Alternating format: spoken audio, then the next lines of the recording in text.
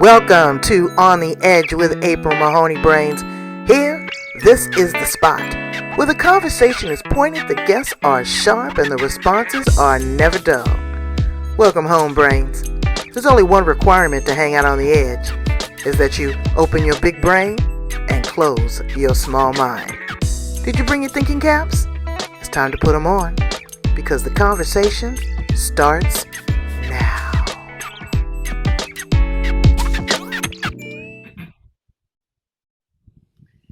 Well, hello, Shani-Faye Chambers. How are you doing, baby? Cheers. Here's to you. Cheers. Mm-hmm. Here's to you, my dear. I know you are here on the edge with me and my brains. Welcome, Brains. You are home.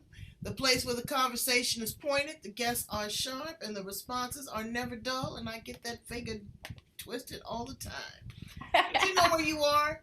Brains, let me tell you. Shani has no idea, but I was watching her today, and baby, she was on fire. Oh, yes. She was on fire. Shani is from Australia, from the land down under. I just love it down there. She does so many things. She has a hypno business, which is really cool. She is in the energy work. She's into time. She's into space. She's into people. And she's also into the fifth dimension. We're going to talk about that. Oh, yes. She's a trainer. She's a coach. She hosts retreats. She's a public speaker. And she had a very trying time during her adolescence between 6 and 13. And we're going to talk to her a little bit about that here on The Edge. And we're going to talk a little bit about epigenetics. I keep bringing it up because people are searching and seeking and going back to past life regressions or experiences or Akashic records. They're digging deep. They're trying to break this generational trauma. And so Shani is going, and we're going to talk about her baby because I love that baby. That baby should have her own commercial. I know. So let's welcome her to the Edge, Brains, Shani Chambers. Hello, everybody, and thank you so much, April. I'm so excited to be here. I just love your energy. I just love what you do. Thank you. I love very excited. You. Thank you so much. You are a very layered young woman, and you've had a lot of life experience. So take us back a little bit. Take us back through your childhood, your adolescence, and then bring us forward to where you are today. Yeah, so I was quite a troubled young child. If I'd gone to a psychologist these days, I would have ended up with a whole heap of labels like ADD and probably bipolar and God knows what else. But I was really, really unhappy as a child. And I was actually asking my mum, telling my mum that I wanted to die and asking her how different ways I could, because I wanted to swallow my tongue, thinking that's how old people died. So, I was having these really horrible conversations with my mum when I was about six years old. And that's when she realized, hang on a minute, there's something going on here. And so I started seeing psychologists. I think I was about 8 years old by the time I started seeing them. And luckily those psychologists were pretty good. They put me down as having, extremely high IQ, hyperactive, take her off sugar, a bit of social issues. Let's see if we can, gave me a few tools to work with. However, that didn't really quite cut it for me. There was just a lot of self-hatred, a lot of self-loathing. I came into this world carrying a lot of weight, a lot of burden from the generations and also past life traumas and stuff like that. And I just did not want to be here again. Wow. So by the time that's I was really trying, that's trying for a parent to even hear that your child is in that headspace and knows what that is. Yeah, I think about it now, and I'm actually treating young girls. Like I treated 2 last week. One was I think 11 and the other one was 15. And they're self-harming or suicidal, and I'm like, God. And that was me, and I just find it really hard to relate to it now, just going, how do the kids get like this? But I know because I was there. Yeah, and and the self-harming is is that whether they're cutting or they have eating disorder or body dysmorphia or they're being bullied. It's just so much. Yeah. Before you continue, how do you even identify? Well, I know how you identify, but how do they relate to you? How do you get them to open up to you, to trust you to even have a conversation? Because those are a lot of things they don't want to talk The about. kids, Yeah. the younger ones, Yeah. I make it fun. I make it fun.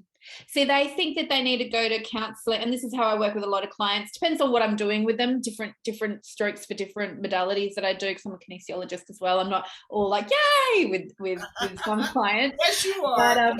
But yeah. Element of yay comes through. No, but I really make it fun, and I explain to them that mental health is just the same as learning how to look after your physical health. Like, most people are born and they eat the food and they run around and they have like healthy bodies, whereas some people actually really need to learn how to eat the right foods and how to exercise. And it's the same with mental health. We need to learn how to look after our thoughts and how to shift our emotions so that we can handle life a little bit better. And the thing is that quite often they don't know what's actually wrong with them. It wasn't until like it was in my 30s that I started to actually discover what was really going on for me at that age. So I actually really kind of relate to these kids, because I was there myself, and I explained to them, because if you ask them what's wrong, quite often they'll say they don't know. Right. They don't know. You don't know what you don't know. You don't have any life experience. You're basing upon peer pressure or what's been told to you by your parents, or whatever trauma that you've experienced. And a lot of these kids, instead of, I'm glad there's someone out there like you that makes it fun and engaging, especially working with young women. They don't talk about it. They go into sexual promiscuity, premature pregnancies, drugs, alcohol, sex trafficking, internet trolls. Yeah. Yeah, that stupidness. So It's all that unhealed wounds. When people are in their wounds, they're in such a low vibration that they make bad choices and they project, and it's really a case of healing humanity on such a deep level. It is. So fast forward us, take us to your awakening and your. Well, I had my first one when I was 14. When I was 13, I was literally getting through each day with the belief that today doesn't matter, because tonight will be the night that I can finally take my life and get off this planet. And I lived in that space for quite a while, quite numb. But it was when I was 14 that I had my first awakening, where I had kinesiology for the first time, and in 2 sessions changed my entire life. Now, I had been seeing counselors, psychologists for years, and the school counselor, I was seeing it 2 or 3 times a week, some weeks. Didn't change anything. Whereas then I had kinesiology, changed everything in a couple of sessions, 2 sessions. So then I was really good for most of my teenage years, and then in my early 20s, I hit another big plateau. I had a really soul-destroying relationship that just really pulled me back into such a dark place where I just couldn't handle being there again. And that's when I went, right, now's the time that I really need to learn the tools. I really need to learn, because I'd done little courses here and there. I'd always stayed with the natural therapies and healing and internal investigation. But that's when I went, right, I need to learn this like professionally. I need to learn this so that I live and breathe this, so that I never get myself back to this place. So it's been an ongoing journey. Like, still, I had a session on Sunday. I've got another one today. Not today, Thursday. Like, I still have healings like every week, sometimes a couple of times a week. Sometimes I'll miss a week, but it's a constant journey, the healing, and it just keeps getting better and better. I'm going through another big awakening at the moment, where I am just completely changing my frequency around everything. Well, I mean, your eyes are super bright. You're speaking with your eyes. I'm in a body language. So there is really something, there's a spark that is ignited in you that is really going haywire right now. Well, let's talk a little bit about this haywire, because you was on one today. You was preaching, sister, about duality and the great awakening and 5D reality. Now, I was watching. I was like, what? Yes. Okay, you were on fire. And now, see, you look different then. Your face was serious. You was stern. You was like, you had the hands moving. It's like, I'm about to tell y'all something. I know. I've been meaning to do that live for a while. Take us there. Take my brains there for a minute. Let them know what you were, set them up for what you was putting down. All right, cool. So basically, we're in a very interesting space of the evolution of humanity and of Mother Earth. So about 5-6 years ago, Mother Earth, her contract up until 5-6 years ago was to support duality, was to support light and shadow. So the human experience was to come to Earth. This playground was for our souls to experience emotion, and it was to experience duality. It was to experience both light and shadow. So we have the choice. The human race is one of the very, very few species, if not only species, that can facilitate both light and dark within ourselves. So, like you've got the angels, you've got the demons, you've got everything's either light or dark, right? Except for humans, we can be either. So the whole human experience is actually to come here with free will to see where we want to go. Now, what happens when we get into our pain and we get into our wounding, we tend to choose more lower vibrational things, and that keeps on hooking us back. That pain keeps on hooking us back into the dark, or the shadow aspects of humanity, So what actually happened 5 or 6 years ago, that Mother Earth released that contract. She no longer has to support duality. So the earth is a living, breathing frequency and being, and we're living on her. So we're very much a part of that frequency and change as well. So as that contract was removed, a lot of the dark grids of the earth were also removed. So a lot of the darker energies are actually really scrambling, because as light workers, when we clear real yucky energies and demonic energies and all that kind of super woo-woo stuff, we would clear it. It would just go straight back to go. Would clear it, it would come straight back again in another space in on the earth. Whereas that doesn't happen anymore. So the dark's really scrambled. So we're in the chaos space of all this dark stuff coming up. So, everyone's going, oh, the Great Awakening is all about, really, really waking up to what's going on. No, it's not actually about that at all. It's so far from that truth. You think of it like this, and there's so much light being downpoured on the earth at the moment to help facilitate this change. And when you think of it like a beautiful, pristine lake, right? It's all nice and clear. You can see the bottom. When you have massive rain pours and storms, that water goes very murky, doesn't it? Yes. We're in the murky stage. Everything's actually coming up, but it's actually getting cleared out. So the more we focus on it, the more we keep ourselves locked into that frequency. The more we're focusing on the duality, the more we focus on the fight, whether we're pro, anti, whatever, we're focusing on the duality. We are keeping our frequency locked into that third dimension. So the third dimension is very much about duality. There's right, there's wrong, there's, pain, suffering, and then there's love as well. And the fourth dimension is kind of like the bridge. And it's very much, ruled by emotion, ruled by time. So it can actually take us up, or it can pull us back down.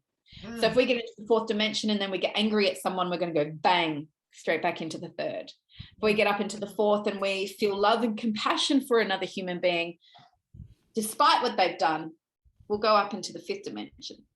There is no duality up there. There is no right or wrong, because what's actually going on up there is that we naturally choose God choices. And by God, I'm not religious in that way, God meaning source. I don't know why people do that. You don't have to justify whether you are or not, because we God-fearing here. We fearing some God, goddess, whatever they want to call them.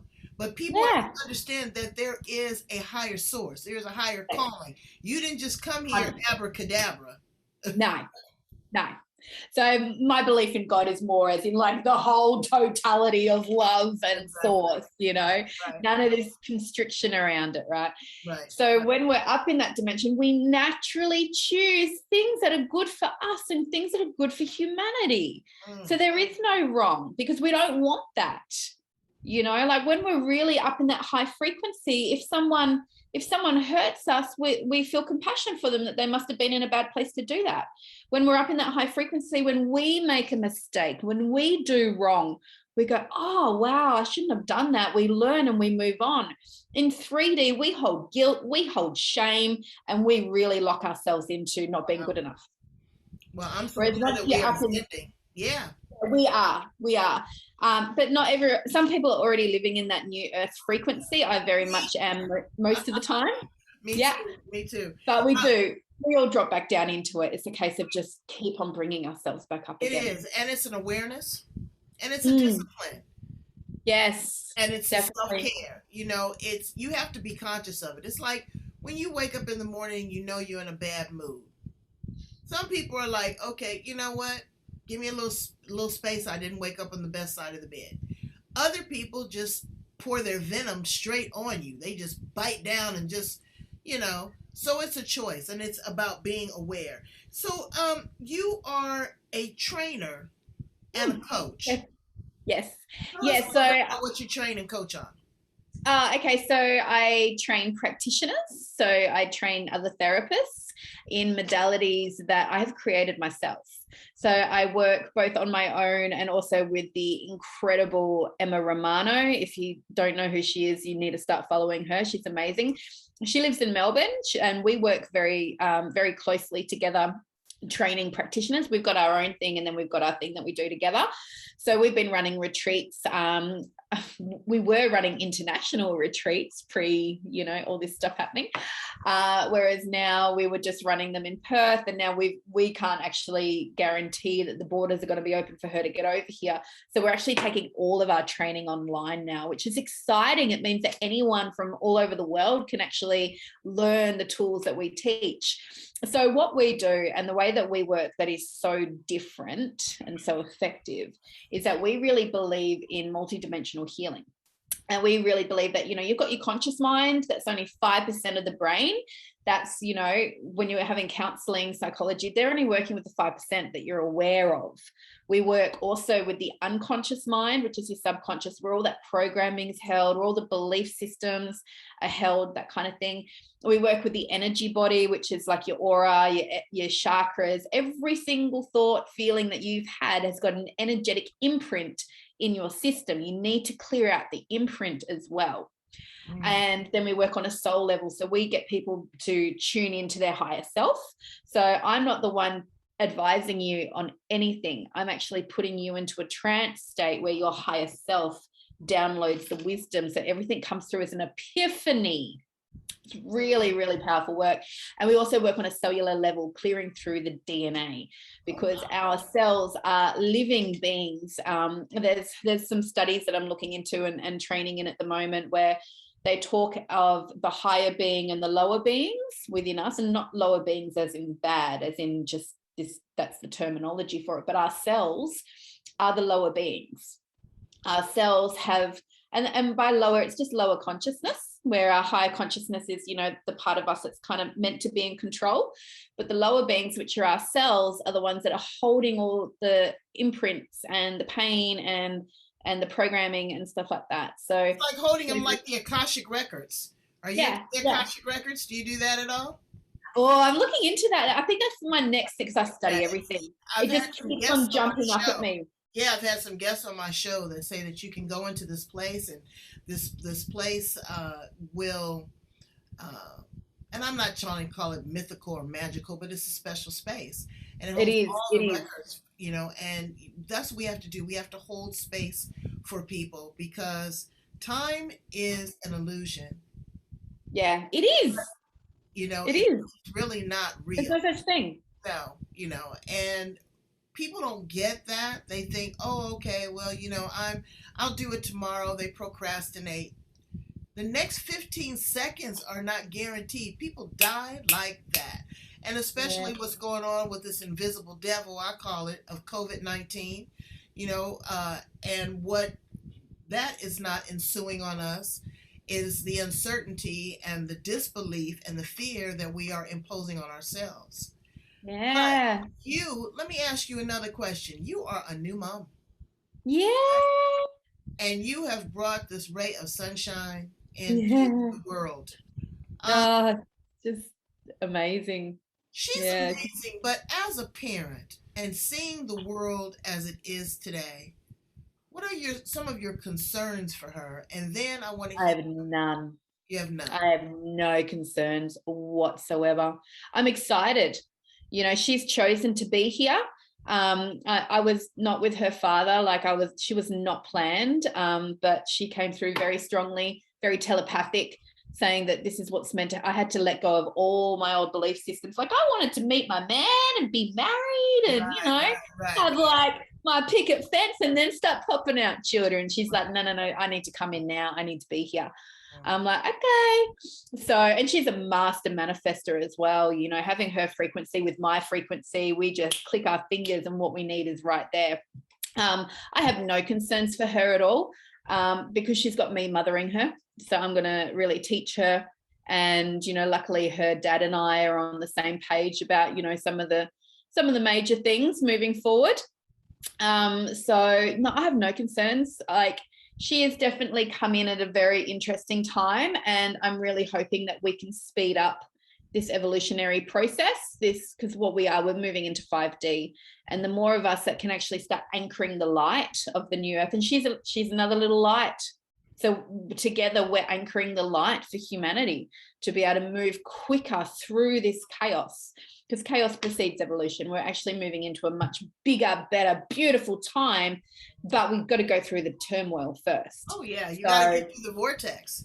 Yeah, so I'm just going to keep her in touch. You know what? I think too, you got to prove yourself worthy, Shani, because everybody ain't gonna get there. Yes, I hate to be the bearer of bad news. They're not. Okay, and it's, you know, I don't know. Some people are not meant to. There's necessary evils in the world too. There are necessary sacrifices, you know, and you find a person that is at the top of their game. Let's switch it up for a minute. They have no concerns. They have no problems. They've got money. They've got love, all of that. What do you say to that person about carrying that into 5D? Because they already think they have it all. They don't think that there's anything else that they could ascend to or aspire for. How do you keep that person motivated? Does that make sense? Well, maybe they're already living their best life. Maybe they've already got it. You know, like, I know that I've gone through stages of my life where I've just been 100% positive and things have just always worked out, and I haven't had challenge for a while, you know, but it's a universal law of humanity that we do have challenge. So just because someone's going through a really good time at the moment, let them win. Let them enjoy that, because you know what, they're anchoring in that higher frequency. Absolutely. And you know what, they're living their purposes as they're meant to. You know, like, why change it if it's not broken? You know, but when they do have challenge, when they do have something, because they're always, you know, the cat will die, or, you know, the wife will leave, or whatever happens, it will happen. We don't live this perfect existence our entire life. We might work hard for it, sure, and we might do the work, and we might get to really enjoy that, but it's only a matter of time before something else happens, and we need to overcome that challenge as well. So, you know, if people are already... I'm glad that you brought that the reality, because I talk to folks and they think, okay, because they've created a vision board, that there's not going to be any bumps in the road, or because because they meditate every day, you know. But are you listening to that meditation? Because your meditation also provides you with challenges and options and, you know, downloads with responsibility that you need to be accountable for, and being accountable for your actions and owning it. Yeah. You know? Yeah. Owning it liberates you. It liberates you, but lying and shucking and jiving and ducking and dodging and bobbing and weaving. They just stay in that frequency then, don't they? Yeah, they do. And it's a Debbie Downer, really. Yeah. So before we conclude, tell me a little bit about your retreats. When you do get them together, what can people expect? Massive transformation. So we are very big believers that, you know, healers need to heal themselves. Not first, because you never finish healing, you know. So with our practitioners, we really take them through it. You know, a lot of the way that we teach things, and a lot of it's moving online now for anyone in the world who wants to join in our trainings. We really take people through it, and we pair you up and you go through it with each other as well as the stuff that we take people through, because, you know, like, you can't really take other people through something that you haven't been through yourself. You know, you hold the foundation for their change. That's why I can see so many different people for so many different things. It's because my energy field holds the vibration of change and transformation. So if I hadn't gone through even half the stuff I've gone through, then I wouldn't be able to facilitate such big change in other people. So, you know, it doesn't matter where you're at, how low you are, change can happen in an instant. It really, really, really does. And, you know, healing does not need to be long or painful or drawn out. It can happen in an instant, and it can be fun, and it can be enlightening. Holding the pain, that's what takes time. That's what hurts. Letting it go, that's the easy bit. But you have to have the right tools. And so many people out there don't have the right tools, or they're fluffing around seeing healers and therapists that don't know what they're doing, or do know what they're doing, but they just don't have as effective tools. So the process of and sometimes their energy is not in alignment. Yeah, that too. There's a lot of incongruency. You know, I'm looking. God, I've got to laugh. I shouldn't, but it's you know, it's come up, so why not? You know, I'm seeing all this incongruency in people, like these abundance coaches that are broke. I'm like, honey, you can't teach something you don't know. You know, and there's a lot of people that have kind of gotten into this line of work, but they're not doing the work themselves. Well, and they don't really understand. They really don't understand what it takes. You know, like I'll see like coaches that are helping in a particular area, and again, like you said, they're still trainees. They're still sitting on the bench. Yeah. You know, and people, I ask and I beseech you is that please do not take another person's life in the palm of your hands and just toss it around like marbles or balls or whatever, because they're depending on you. Shani is working with these young women, these young tender minds that are already vulnerable, that are already in a place that they can be manipulated or influenced. And she's working with them to try to get them to have some tools and some resources as they go through life. They'll have something to draw back on. I totally get that. The same with adults. We still need an anchor. We still need someone. But make sure that that person is in alignment with your values. Don't just go with the woo-woo or the abracadabra, because what works for April is not going to work for Shani. Okay, but we can work together and try to find something harmonious. And I know that's what you're teaching at the Rise and Thrive Institute of Higher Learning. It is multi-layered, it's multi-tactile, and you also have some ways of clearing through NLP and natural health practitioners. So tell me a little bit about the natural health practitioners. When you say health, are you talking physical health as far as diet, sleep, hypnotherapy? It's you got to have a holistic approach to things. Like even mental illness is the majority of that's actually nutritional. You know, so there's all this study now that, you know, has proven that we don't have enough minerals in our soils to be able to feed our body what we need. If we don't have enough minerals, all illness is a result of mineral deficiency, right? I can't remember the exact amount, something ridiculous, like 70 to 80% of mental illness, depression and anxiety is nutritional. The body doesn't have. I heard that somewhere before too. Yeah, when I did my kinesiology training, when we did nutritional, I can't remember the exact numbers. I'm not good with writing down facts like that, but yeah, it is. It's hugely nutritional. I know that after having a baby, because they take all the minerals and nutrients out of your system, I was not coping. I got myself on a really good supplement that I've been on for the last 3 months now, and that is why I'm on fire. Before that, I actually had anxiety for the first time in my life. I've had a lot of trauma. I've had a lot of depression. I've never had anxiety, except for, actually, that's a lie. When I was learning how to public speak, that brought up anxiety for me, but that there was a reason for that anxiety. I was scared shitless of public speaking, you know, but the anxiety that I was starting to feel after giving birth, that was nutritional. And I had this horrible feeling of doom And like everyone's like, are you worried about what's happening in the world? I'm like, no, I don't care. Like we're fine, we're good. Like there's nothing wrong. But I had this horrible feeling, and it wasn't until I got on a really good supplement that remineralized me completely that just went away. Completely went away, and I had all my energy back, and my hair's growing back, and just all the things. So It takes a lot out of you. You know, life takes a lot out of you. It's draining.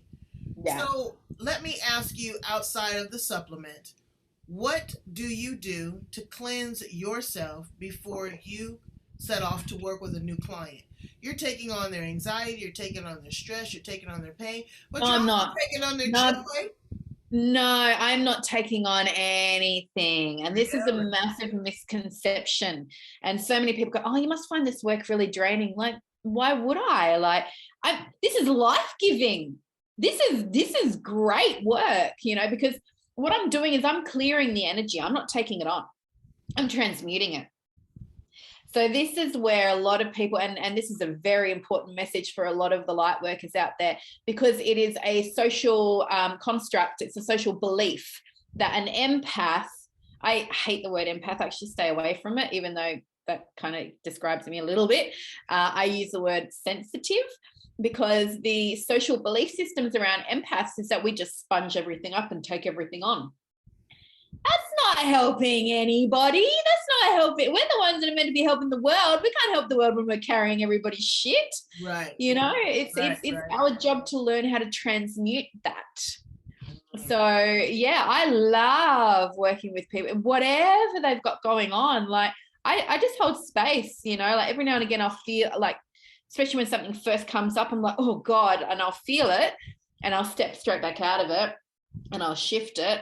Even it became really apparent to me how good I am at this when my baby started teething, and she was always so happy, but then she was, you know, pooing like every hour, that really acidic stuff, so her poor bottom was just red raw and she was screaming in pain, trying to change her. And even my stepdad and mum are like, oh my God, how are you doing? Like, this is so traumatic watching this. And I'm like, it's not going to help her if I go into trauma around it. Right. I need to stay quiet in my space and be like, it's okay, Barbie girl, it's okay, you know, because if I feel into her pain, if I feel into what's going on for her, it's going to lower my frequency. It's going to, how am I going to be a good mom when I'm in a low frequency? Right. You know, and it's exactly the same with my clients. How can I help them if I'm meeting them in their shit? I'm like, oh, let's just go play in the shit together. Right. Let me change your diaper. yeah, you know. So no, it's like I look after myself pretty well, you know, and I like to keep myself in a good headspace and stuff like that. Like I'm always working through my stuff. Like I'm not perfect. I have my challenges. I have my things come up. But because I'm working through them, then there's no kind of gap for their stuff to enter through. Like if it's the law of attraction, if I've got, and it actually happened when I was working through my own sexual trauma, I hadn't worked through it properly and I kept on attracting all these clients that were working through it. And I'm like, oh, I'm starting to feel like it's not a clean boundary. And it's because I hadn't cleared through my own stuff. So I had to really deep dive into that to clear that so that I could hold the space better for people and not be affected by it. Wow, well, you're doing an amazing job. Please tell my brains how to get in contact with you, to work with you. If they are looking to. Yeah. Who's that? Your neighbor? Postman. Oh, it's a new book from Amazon, Dolores Cannon, the what's it, the 3 Waves of Volunteers. Oh, wow. Have you written a book?